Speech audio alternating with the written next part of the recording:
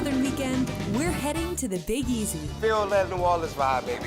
We'll lift our spirits with the city's official cocktail. That packs a punch. And visit a market overflowing with New Orleans culture. We're cooking up sweets and tasting some of the best food this town has to offer. There's a smorgasbord of things you can eat. So come join the adventure as we explore New Orleans, Louisiana on the Southern Weekend.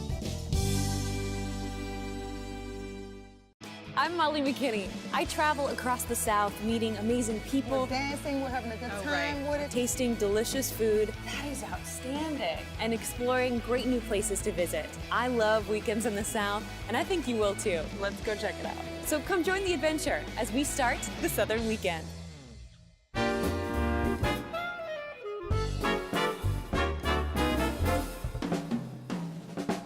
There is no doubt that the city of New Orleans knows how to have a good time, so it only makes sense that the Museum of the American Cocktail is located right here. We're talking what makes an American cocktail American, and I'm probably gonna need to sample a couple of libations along the way, you know, for strictly research purposes. So let's go ahead and check it out. So actually the word cocktail was first printed in American newspapers. There was an article, a letter to the editor that asked what a cocktail was. And that was in 1806. Did it describe what it was? It said it was basically some liquor, bitters, and sugar. And that was the mixture, and that was a cocktail. Kind of being patriotic by drinking cocktails. So patriotic, yes. So is there an ingredient that, in your opinion, kind of makes an American cocktail American? I feel like ice is something that's very important to American cocktails. Interesting. Then I mean, everyone else has ice, but I feel like we really like our ice. Utilize our ice. Especially here in New Orleans when things get very sticky outside. I bet. An ice cold cocktail is really important.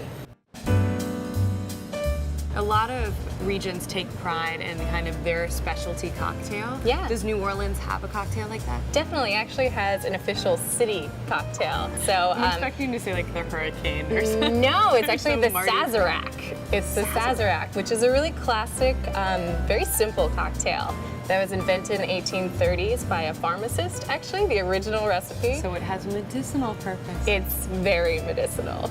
So the pharmacist decided to mix some cognac, actually, and some bitters that he was making in his pharmacy. It's very strong, so you have to like whiskey, but it's also just a very beautiful cocktail. It gets this beautiful color, a light red from the Peychaud bitters, and it's pretty simple, straightforward, and lets you know you're definitely having a drink.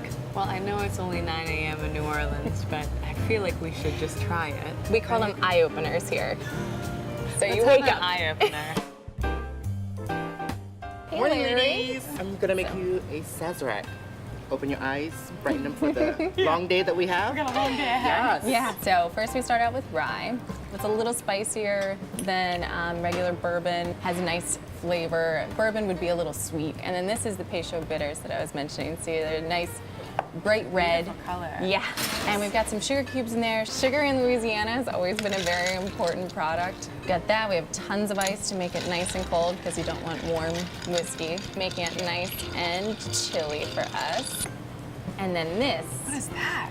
is a little mist Trade secret. of Herb Saint. Herb Nice Saint smell. is the substitute for absinthe that Smells like licorice. yeah, so what's great about this is you just smell it. You don't really taste okay. it. That's So exciting. it just is an aromatic, really. Well, good morning. Good morning. Cheers. That packs a punch. It smells almost feminine, and then Yeah, and then It'll put the some hair rye on your is really chest. there. With our stomachs full, we were ready to start exploring the city. And our next stop was the French Market. This is the oldest market in the United States, and it represents delicious products. Here in the French Market, you can sample any and everything that's about New Orleans. You have red beans and rice, you have muffulettas. You have some of everything that's indigenous to what we do here. There's a smorgasbord of things you can eat out here. You know, you got alligator on the stick. You come here, get your jambalaya, fresh seafood, oyster shuck while you wait. Don't get no fresher than that, baby. The food anywhere in the French Quarter. They're open air restaurants that you can pop in. They're restaurants that you can sit in a beautiful courtyard and enjoy. And there's something for everybody's taste. Our recipes, we just give that awesome, that just beautiful flavor, you know, that you come down here looking for. So, you know, we kicking nothing but flavor, baby. You can eat your way through the French market and love it.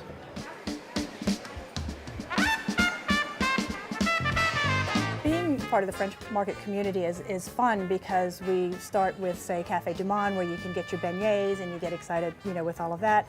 Then you've got different shops that each have a little bit of their own personalities. People want things that are locally made. They want a little piece of New Orleans itself.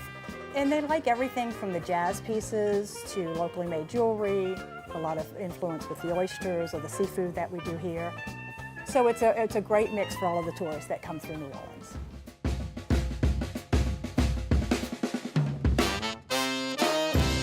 This city invites people from all over the world to come and try and sample and taste our wares and come in to be a part of our history here. This is one reason why I'm glad I'm in the French market as opposed to be any place else. We do the do. We give you the authentic. Feel that New Orleans vibe and eat good while you're doing it. That music and the aromas drifting in the air. All of that is here in the French market. Still to come, we've got pralines, parks, and pirates. All that and more when the Southern Weekend continues. Come to Louisiana. I'll show you the best fishing in the whole world. I can also show you some of the best places to eat fish in the whole world. Because it's prepared by some of the best chefs in the whole world. And served to you by the friendliest people in the whole world, like Josephine. Say hello, Josephine. Hey, sweetie. Louisiana's calling, and she's using her outside voice. Visit LouisianaTravel.com today and plan our trip. Because around here, you're never far from a good time.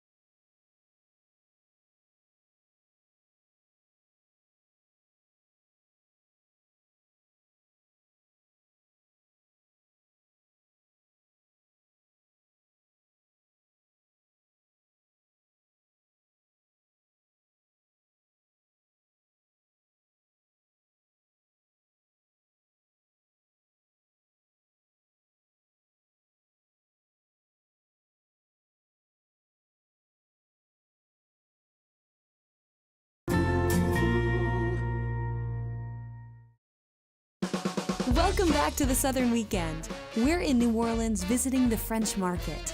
Located in the heart of the French Quarter, it's a perfect place to get a great taste of New Orleans. And while we were there, we got a lesson in how to make a local delicacy, the praline. A praline is a New Orleans candy. It's from here. But the heritage of a praline date back as far as 1598 in France. So when pralines were first made back then, they were made using almonds. We substituted the almonds and used pecans. So the recipe is a sugar base, sugar, butter, pecans, and milk. How long have I been making pralines? I hate to admit it, but it's got to be at least 65 years. I'm 76, so it goes way back. Butter's in the pot, 6 tablespoons, and I'm just going to add about a teaspoon of vanilla. I'm adding 4 ounces, not much milk, and to that I'm going to add a cup and a half of white sugar, 3/4 of a cup of light brown sugar, a cup and a half of pecans, and that's pecans. Now my heat is on. I have a sauce, stirring it in. I want the sugar to melt into the butter. And that's it. I'm gonna take my temperature up a little and then I'm going to reduce it. Once this pot is a boiling pot of wonderful sugar and pecans and butter, vanilla, I'm gonna give it 3 minutes cooking time. I want this pot to be boiling from front to back, side to side. And you can see that this is really boiling from front to back. And now I'm gonna set a timer for 3 minutes. That's it, 3 minutes. And just let it cook. I can feel the syrup. It was very, very liquidy when I first put everything in. Now it's tightened up. Turning it off. So I'm just cooling my syrup off. And as I cool it off, it gets a little bit thicker. Can you hear that? I think we're ready. I'm gonna start dropping my pralines. And try to go as fast as you can. Just keep on going, okay? And scrape everything down. Those little pecan pieces have a way of trying to escape. So here they are, they're just gonna cool down. I can't help myself. You know, there must be rewards in life. I'm doing it for you to make sure it's all right. Delicious. This is how you make and enjoy a praline in the French Market in New Orleans. Come and visit. It's always so much fun to explore everything a city's got going on. But if you're looking for a break from the hustle and bustle of New Orleans, we've got the place for you. We were invited to visit New Orleans City Park. I can't believe we're just a few miles from the French Quarter. It feels like a completely different world out here. We absolutely are a different world. Many people can come to the park and they definitely don't feel like they're in the city, even though New Orleans City Park is in the heart of New Orleans. So what all can you see in the park? So there's so many things in the park. We've got a dog park for the dogs. We've got a forest, a 60-acre forest, which is amazing. We've got a whole lot of recreation for people. So for families, we have 2 golf courses, 1 PGA style course. We have a miniature golf course facility. There's an amusement park and biking and boating rentals. So there's something for everyone to do in the family. I love that you all worked around the natural landscape of the Botanical Garden, but then you also have these man-made pieces of art scattered throughout it too. So the Botanical Garden actually has lots and lots of pieces of art. We have a wonderful sculpture garden. The art is a lot of cast metal, and the sculpture garden itself is 8 acres, and it's open. Sometimes we have events there with beautiful fire pits, and we make drinks and mojitos from the things that we grow in the garden. We definitely like to have a good time in New Orleans. So tell me about Storyland. It's really wonderful. It's an acre of storybook characters and they come to life, and it's really a place for kids to run around. I usually like to say, you go to so many museums and kids are told not to touch anything. So in this little museum called Storyland, kids are encouraged to just touch and climb and slide all they want.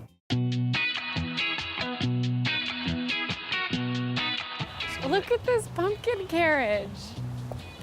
Oh, little girls must have so much fun picturing wearing a big dress. Man, I didn't know you could fit so many people into a pumpkin carriage. Oh, there's a wolf in there. My, what pretty eyes you have. Big eyes you have.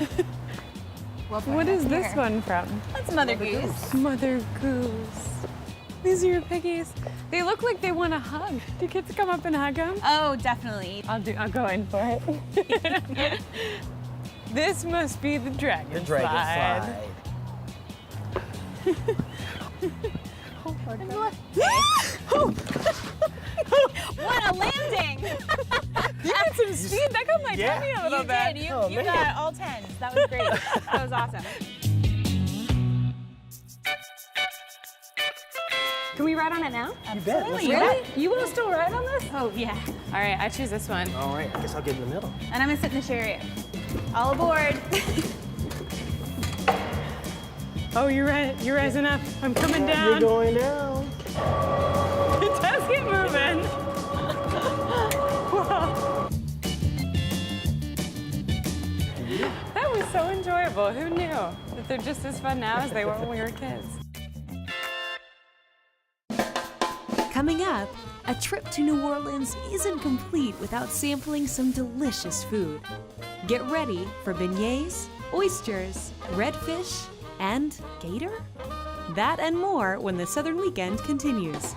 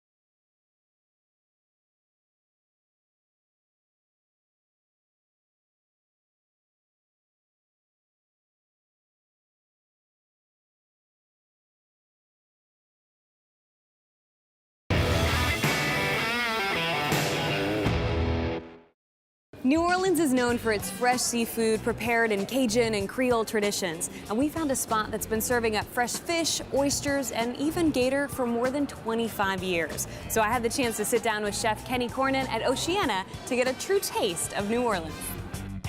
A lot of these recipes and tradition that pass down from years and years and from grandmamas to grandmamas, you know, they pass it all down. So you gotta, I guess you're like the gatekeeper in a sense. So you keep all the secrets. So what would you like to start with? I'd love to try some of these. Let's try with the one that's the most interesting. It's the alligator bites, the blackened alligator bites.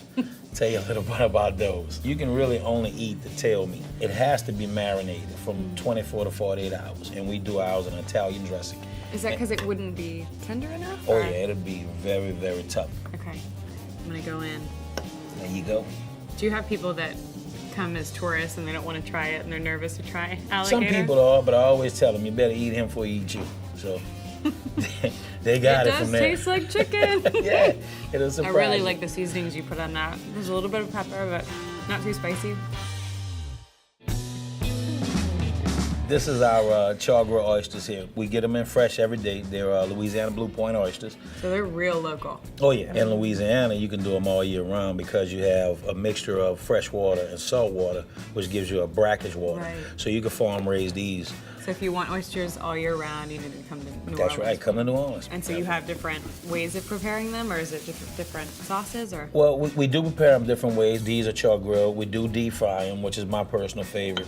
And then you can also get them grilled blackened. And blackened, of course, makes it a little spicy, similar to the alligator bites. A lot of restaurants in New Orleans, they put the garlic and butter sauce. We do ours with a creamy seafood sauce. It has a seafood base. I think you've practiced these recipes a time or two. That's the perfect complement.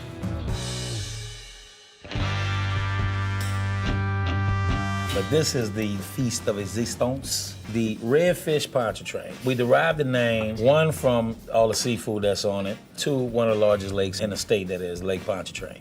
Look how that fish just falls apart. Well, it's similar to the sauce that's on the oysters, except instead of doing the entire seafood base, we just did a shrimp base and added some fresh Gulf shrimp on there also. And it's So how is it? Does it balance itself so out? good. You have the spice from the fish, you have the sweetness from the cornbread, and then the sauce kind of levels it off and coats your tongue to the foot. It's a balanced dish, basically. And I mean, I love everything in this dish to begin with, but the flavors of combining them is really refreshing.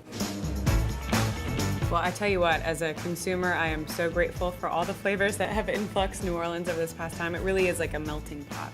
Oh, yeah, more of a gumbo pot. Oh, I haven't heard that before. Yeah, I'm you gotta- stealing that one. You got to use that New Orleans twang in there. Gumbo The pot. gumbo pot, that's right. For the next stop on our New Orleans road trip, we were invited to visit the outlet collection at Riverwalk, a popular shopping destination nestled alongside the Mississippi River. We're really fortunate in that, you know, the Riverwalk has such a great history in New Orleans. We're actually built on the grounds of the 1984 World's Fair. We're really situated in a great location. We're in the heart of downtown. We're on the river. The center runs about a third of a mile long, all along the river. And I mean, I have very simple needs, like food, drinks, shopping. Right. Beautiful water view. We have over 75 stores and a lot of specialty carts and kiosks that are seasonal and a lot of permanent stores. Situated among all the incredible shops at the Riverwalk is a New Orleans staple, Café du Monde. While the original bakery is located in the nearby French Quarter, Café du Monde at the Riverwalk still offers up its signature fresh coffee and world-renowned beignets. We met up with store manager Chris Settler to learn how to make this classic New Orleans pastry. So the first thing we're going to do is we're going to put some flour up on the table, shake it, and kind of cover the surface with the flour. Perfect. All right. So you're going to stick your hands in like this, kind of scoop it out, put your hands together, and pull up. Yeah. Can you tell me what's in the dough? Yes, it's basically flour, water, and secret family recipe of kitchen mix that we've been using since 1942. Like that? All right, now go ahead and put it up. Oh, so this is not a clean process. It's not. It takes a little while. A big difference. Shake hands. Okay, yeah, clearly. I'm gonna go ahead and start the table up. Now, what does this machine do? The rollers are here in the middle. They're gonna flatten the dough. Wow, and look at that, it just cuts them. Exactly. And so the Okay. next thing you're gonna do, you're gonna grab it and just pull up, just like that. Okay. And then when you toss it into the fryer, kind of try to. Oh, you do it from get to the here? back. Yep. This is a Go multi-talented ahead. skill set. How did you get them to go? I can't even skip rocks on a lake. They're gonna have to do a lot of cleanup after I'm done here. Gosh, you can just already feel how great that texture is gonna be. Oh, this is like heaven in a basket. Come over Look here, at and those. they're gonna empty the beignets into the pan. Okay. Now they're ready to serve. And so we serve the beignets 3 per order and generously covered with powdered sugar. That's the best part. It looks great. Well, now I feel like I'm truly in New Orleans. Is there a way to do this without just an explosion of powdered sugar? There's no way to do it. You just have to get in. Yeah. Okay. Yeah. Just got to get in there. Oh, man, Take a bite. so good. Not the best day to wear black. I know, right? Everyone's gonna know where we've been. Well, I have so much more to explore today, but I'm so happy that I get to start my day off with you and these beignets. Yes, it's the perfect fuel for the day, and It there's is. always something to do in New Orleans. Still to come, who doesn't love a good pirate story? We'll visit a town named for one of Louisiana's most colorful characters when the Southern Weekend continues.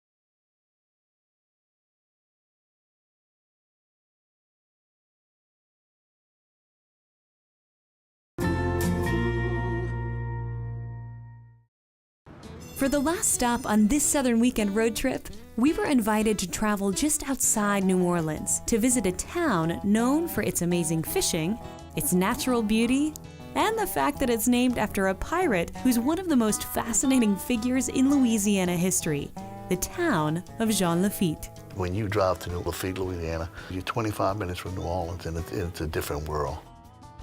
I mean, there's so many beautiful waterways and best fishing. If you want to take a charter fishing trip, then just the beauty, and there's so many nice things to see and do. Jean Lafitte, or Jean Lafitte, was a French pirate that pirateered the Gulf of Mexico and the backwaters of Barataria, as well as sold his goods in the city of New Orleans, because Barataria here was the back door to the city of New Orleans. The town of Jean Lafitte was named after the pirate because he called this place home at certain times of his career as far as being a pirate. And he has family members and ancestors that actually live here today in town of Jean Lafitte. No trip is complete unless you visit the Barataria Museum. It's full of natural resources as well as natural art that were homegrown here in town of Lafitte in the Barataria area. While we have the Port of New Orleans, we also have this secret port of Jean Lafitte, the Barataria port. And probably half of the goods that came into New Orleans probably came through this area, through the secret bayous, the marshes. It was a maze that was very uninhabitable. Alligators, snakes, mosquitoes, hot and humid. And it's a major part of Louisiana history. And of course, who doesn't like a good pirate story? And the thing that's beautiful about it is it's authentic. This is a real story. We have some cannonballs that people recovered, and then there's a pirate rifle, there's a pirate pistol, there's the buckshot, there's a grappling hook. So those are really, really neat things. They're just one-of-a-kind items. You don't see them every day. One of the greatest things we have to offer here is Lafitte is a great fishing community and great Louisiana and Gulf of Mexico seafood. People can come down and they can actually buy soft-shell crabs or fresh shrimp, and they can eat it, cook that day, and actually at the end of the day get ice, and they can buy the seafood and take it home with them.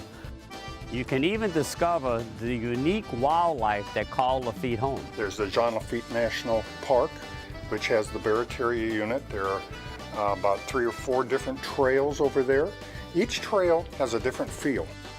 The Jean Lafitte Art Gallery is full of local art. You can come down and get folk art, paintings, and bring back home a taste of town of Jean Lafitte. You have great swamp tours, great restaurants, and most of all, the people of Lafitte treat you like family when you come down here. I'm Molly McKinney. We'll see you next time on The Southern Weekend.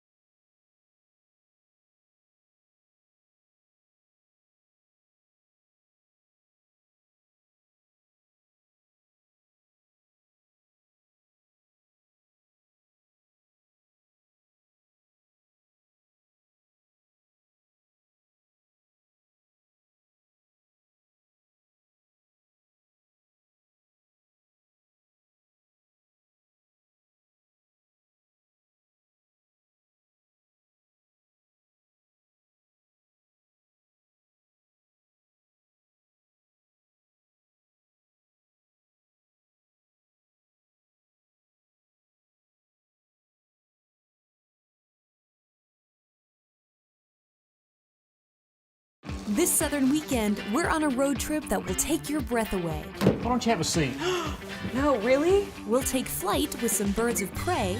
I feel very nose to beak right now. Curl our way into a new sport and feel the power of some American classics. And if you've got a sweet tooth, we've got some twists that you're going to love. Get ready for donuts, which are kind of square. Oh my gosh, that's so good.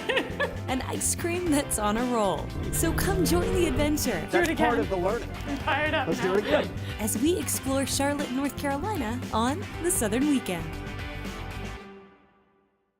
I'm Molly McKinney. I travel across the South, meeting amazing people. We're dancing, we're having a good time with it. Tasting delicious food. That is outside. outstanding. And exploring great new places to visit. I love weekends in the South, and I think you will too. Let's go check it out. So come join the adventure as we start the Southern Weekend. This Southern Weekend, we're exploring the Queen City, Charlotte, North Carolina.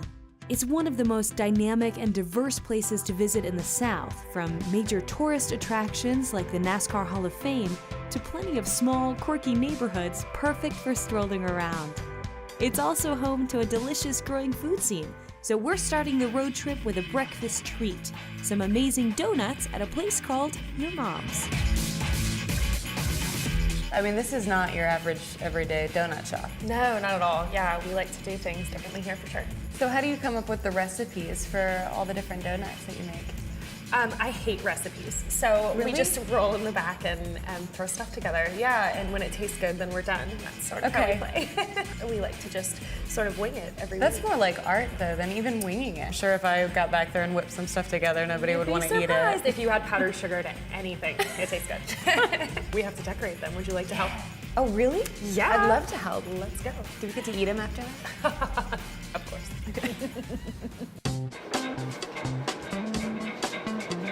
Well, this brings new meaning to trying to fit a square peg into a round hole. They're not round donuts. That's right. I wish I had like a really creative story for this, but when we started out, we found square cutters first. Really? Yeah. Like, I didn't even think that. I just thought this was, you had to make donuts round. No, and actually it ends up being really beneficial because in a box, we have no gap. They actually, right? you can fit more. Exactly. What a great More donuts in a box. So we're gonna start simple. How about some dark chocolate? Love. You're just literally gonna dunk it in and give it a little shake when you lift it up. Okay. Just like that. There you Man, go. Look how well that coats. And That's that's perfect. All right, I'll plate it here. We'll come back to you later. We're gonna get a little bit more funky. We're gonna go caramelized banana. Ooh. And you're gonna do the same thing with that. Okay. Really get it in real there. modest dip. Okay. And we're gonna take a cinnamon buttercream Ooh, cinnamon buttercream. And just give it a just drizzle it. Make it look pretty. All right, so now we're gonna get even funkier. Okay, what this is that? is a sweet corn glaze. The sweet corn was roasted in bacon fat. So let's go ahead and dunk again. You might have to get your hands messy. We'll see if this is gonna stick with just a dunk. I would just take your hand and you got this. There we go. And really just We're not get serving it. this to anyone. This is just me that's eating all of these. We're gonna just eat them. Now we're gonna take some bacon. Because bacon makes everything better. How much? I mean, is there too much bacon? Is there too much bacon? That's like the that $1 might be million question. pushing it. No, you're good. And last but not least, we're least. gonna do a lemon glaze. Oh yeah. Oh, look at that. Fantastic. So we've got a red bell pepper drizzle. Red bell pepper. The veggie ones are always the most fun, I think. Really? Well, you just don't picture those ingredients being used in donuts. It makes it healthy. Cheers. Thank you for letting me help. Oh my gosh, that's so good. All right, so banana, cinnamon. Whoa, it tastes healthy. This one's good for you, right? Yeah, it's fruit. It's free of calories and Basically, carbs fruit. and fat. Perfect. Okay. All right, this is what I'm really excited about. And you said this one, the corn is cooked in bacon It grease? is. We actually roasted the corn in bacon fat. Oh man, that smells like a typical Southern comfort food. And it tastes like Southern comfort food. Oh my gosh, this is so good. The only way I can describe this, which probably doesn't sound very good. Oh no. It's like corn chowder. Yeah, You know, but it has a little bit of like a cornbread with it. Oh, that's delicious. All right, and last but not least, I have to be honest, this one, sweet pepper. I don't even know if I would have ordered it off the menu because it's, That's okay. I'm glad you have to try it. It has a little bit of a, it's not spicy, but a little bit of a kick in there. That's what we tell most people. You know, like a lot of this stuff sounds kind of intimidating, but once they Well, and actually for someone taste who's it, like, I don't really like sweet, this would be perfect for that. Right, not Unfortunately, I like overpowering. all of Yeah. these. This has been so much fun. Thank you so Yes. much for letting Oh me my help gosh, you today. thank you for coming. I guess we can eat all, you'd hate for them to go to waste. Oh, no, we don't want to waste any. Yeah, so we should eat We all should of them. Up next, our Charlotte road trip hits a bit of an icy patch. We're getting a lesson in curling when the Southern Weekend continues.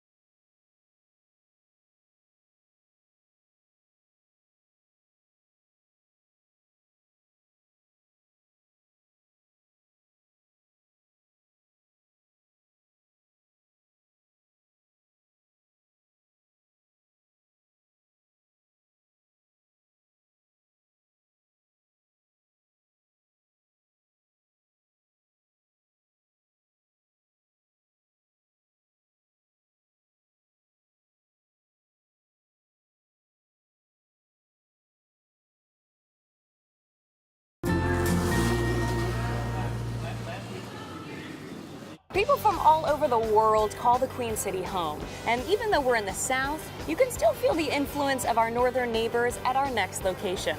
Yep, we found a winter sports club right here in Charlotte that might be the city's best kept secret. Set me up for success today. Tell me what I need to know for an overview of curling as a sport. So you have 2 teams of 4 who play against one another, and you have a sheet of ice, a portion of ice. At each end, there is a target called a house that are basically like a bullseye. And the goal is to get your rocks as close as you can to the center of that target. So each team will take turns delivering a rock, sliding a rock down the ice. And they'll be aided by 2 sweepers who help the rock to go further and straighter. So if you're the closest to the center, you'll get a point. If you're also the second closest, you'll get another point, all until your opponent cancels you out. Well, I assume I should probably get out there and try. How cold is it? It's about 40 degrees down there, so you better put on your coat. Okay. All right, so we have a really great teacher here for you. Chris is actually going to come in and show you a little bit on how to deliver the rock. Nice to Nice to meet you. Well, first what we'll do is we'll get this, our stabilizer and our slider. Okay. One thing we always want to remember is to come in from the behind the hack. Okay. That's comfy. Put your other foot on this slider. Okay. Kind of move your foot a little bit. Yeah. It's real See slippery. how slippery it is. Uh-huh. That's what you're going to be sliding out on. Okay. All right, so what we'll do is we'll come down, go ahead and grab the stone, and then you're going to grab your it's really stabilizer. heavy.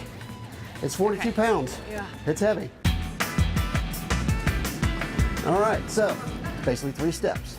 Hips up, slide back, Okay. and then push forward. Okay.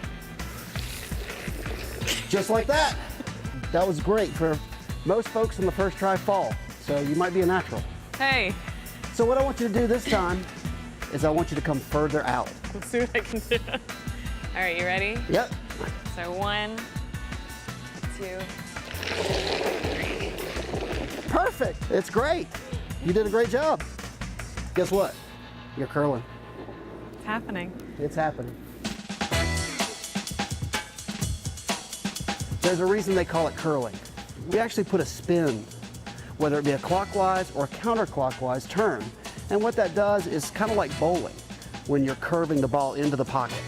So we use the curling, the rotation, to keep it on line and to make it more stable as it goes down the ice. And this These time, sound so easy in practicality, and I'm sure it's not. it's going to be fun. So a nice and hard push. Give it a go.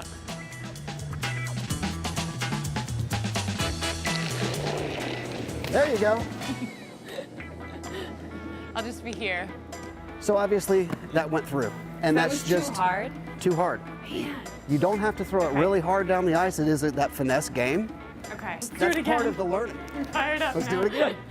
This time, when you let go, don't push. Okay. I just want you to turn it and just let it go.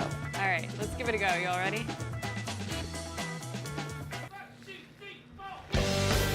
There you go. There you go. Nice. Nice. Sweet. Keep going, keep going, keep going. Come on, you got it, you got it, you got it. You're in! Yes, thank you so much. Nice job. You're a curler. Thank you for your help. Coming up, our Charlotte road trip really kicks into gear with a visit to a classic car oasis. And while we're on a roll, wait until you taste this ice cream treat. That and more when the Southern Weekend continues.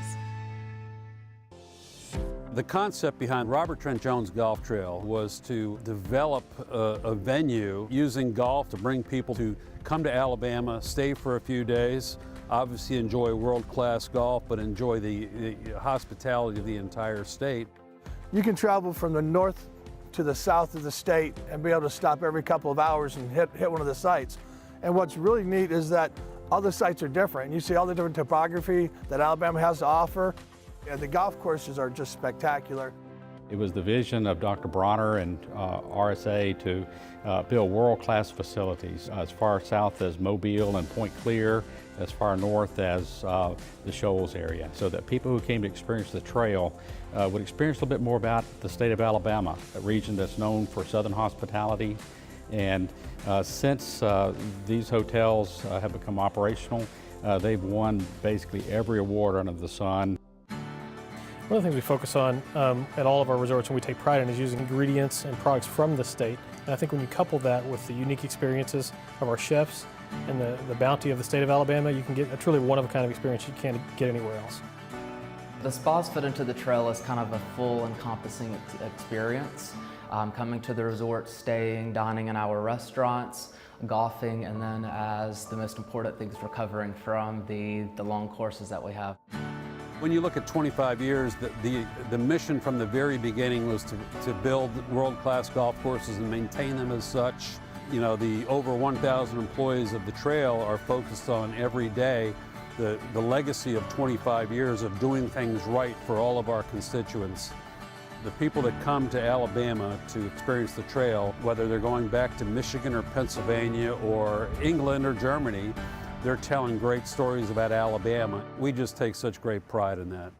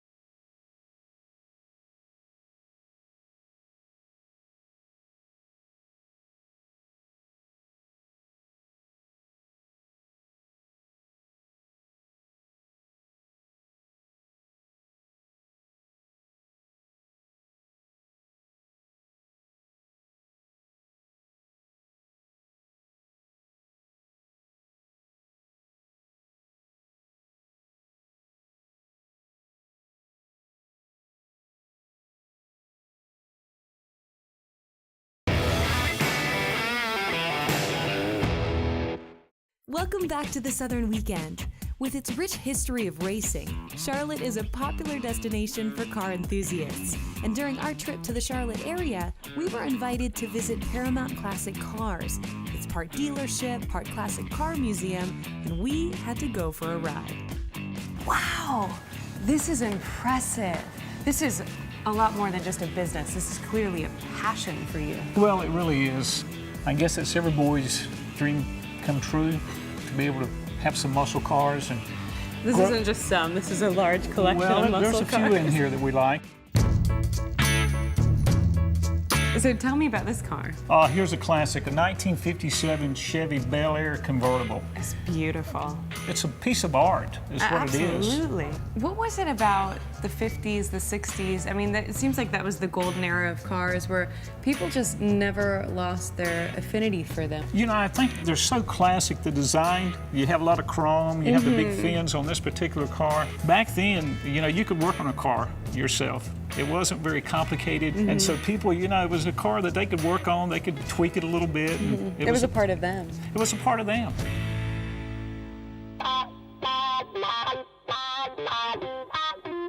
And you have cars for all car enthusiasts. This one looks a little newer. Here's a V8 Ferrari. It's a Speciale Aperta, limited number. It sounds limited. It is limited number produced, but just such a neat car. And why don't you have a seat? No, really? Really. Whew. Now, is this one for sale? Well, not really.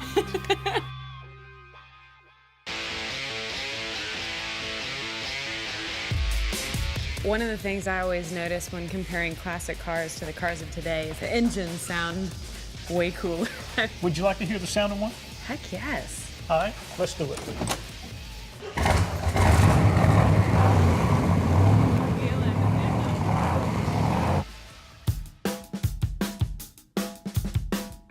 Okay, so you heard how it sounds. Mm-hmm. Would you really like to go for a ride in one of these cars? Absolutely. Well, let's head out. Let's go do it.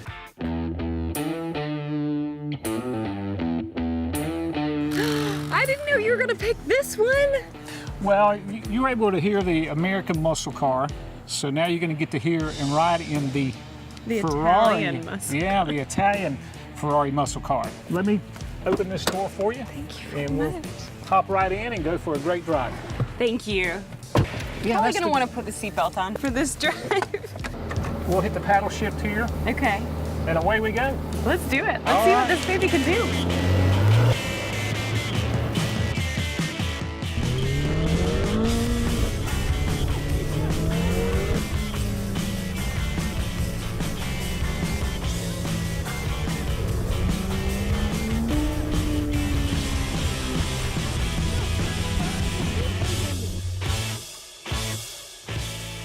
I want one.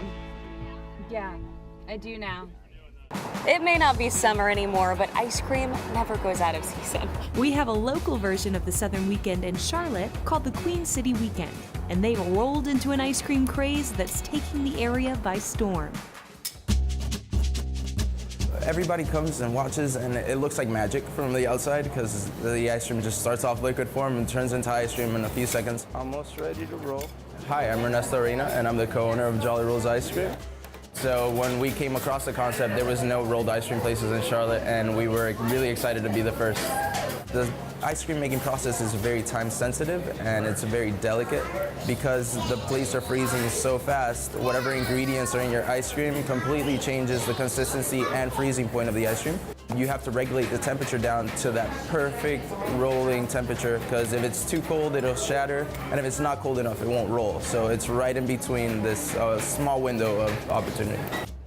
Our machines are Freon gas powered, like refrigerators. The minute you put anything liquid on there, it takes about a second to freeze. So this Freon gas goes up to the plate and it's concentrated onto the surface, and it goes from the center out into the rest of the plate. So the whole entire thing is freezing at a whopping -40 degrees. And then we've got a pedal that regulates the temperature on those plates. And so we can bring the temperature down in order to move the ice cream and maneuver it easily. Thank you. You're welcome. It definitely tastes better rolled. Because we have full control over the actual making of the ice cream, we can change the textures up. So once you master the art of making ice cream, rolling it is definitely effective for the taste. The taste is completely different, and because your mind is like looking at this thing that you just made rolled, it just tastes so much better. If you want to see more of these local stories from Charlotte, check out our site at queencityweekend.com. Still to come, have you ever taken a vulture for a walk? We'll go nose to beak with some feathered friends when the Southern Weekend continues.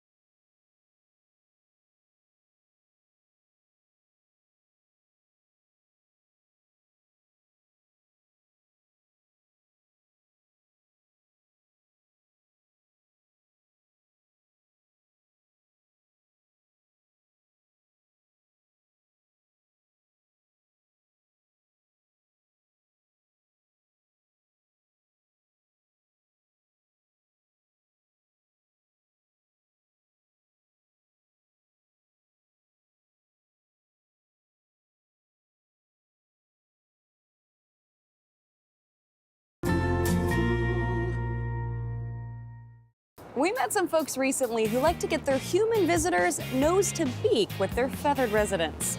We're visiting the Carolina Raptor Center for a very up-close and personal experience. So tell me everything I need to know about the Carolina Raptor Center. First and foremost, we started out, and we still very much are a raptor rehabilitation center. So we take in raptors from out in the wild that are sick, are injured, and our main goal with those birds is to make them all better, put them back out into the wild where they came from. And our main goal is to educate, to inspire, and to really bring that action piece so that people want to conserve not only the birds, but the environment. What is the definition of a raptor? A raptor is a bird of prey, so these guys eat only meat. The second thing that they have to have are sharp hooked talons on their feet that they use to catch their food. And then the third thing is a sharp hooked beak.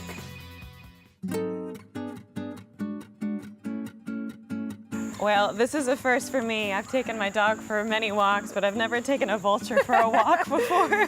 We love our vultures here at the Raptor Center. They are fun, they are intelligent.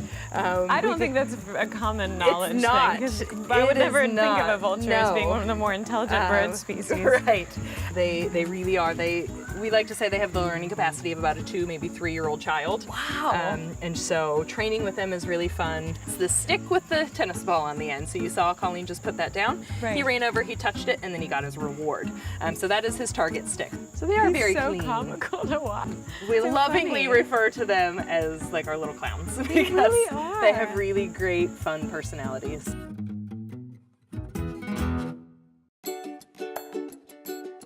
So joining us first to do some flight practice is our great horned owl. This is the largest species of owl that we have here in North Carolina. They get their name because of the horns that stick up on their head. Not horns, not ears, just tufts of feathers. She's beautiful. She is. Yeah, do you want to Yeah, I'd love to.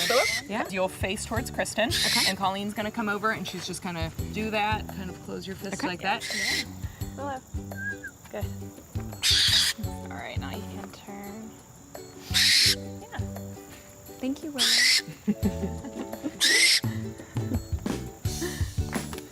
She's and the so cool light. thing I know about- that's expected, but It's they nuts. just don't weigh And anything. that's one of the things we always ask people, does she weigh a lot less than you think? Go ahead. And the answer is yes, she weighs about 1 pound.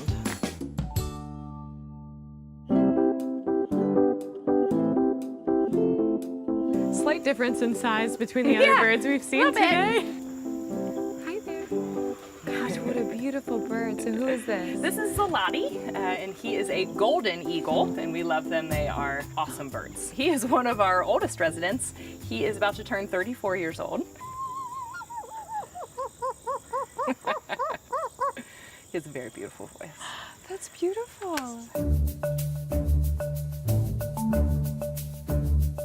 So this is our Lanner falcon, what he just did right there. It's really, really humid out here today, so he's got about 2,000 feathers on his body that trap heat underneath those feathers. So I when can he- relate to him yes, right now. exactly. So when he lifts up those feathers and shakes it out and puts them back down again, that's releasing that hot air. So it's cooling himself down. But birds don't do that if they are at all nervous. You know, that's a very vulnerable state for them. So if he comes out here and he sees all of you guys and he does that, that's a sign that he's very comfortable. It's approved. Yes, yes. All right, well, are we ready? Those guys, it's real hot. Well, Whoa. it's our first meeting. I mean, it's our first date.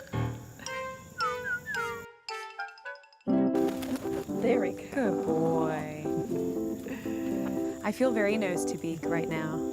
I mean, this is about as close as you can get, I think, to a predator. Being able to hold a falcon like this and experience them up close and watch their behaviors, that's something we strive for. That is the wonder that we want to inspire in people. We want them to see these birds and have that awe moment.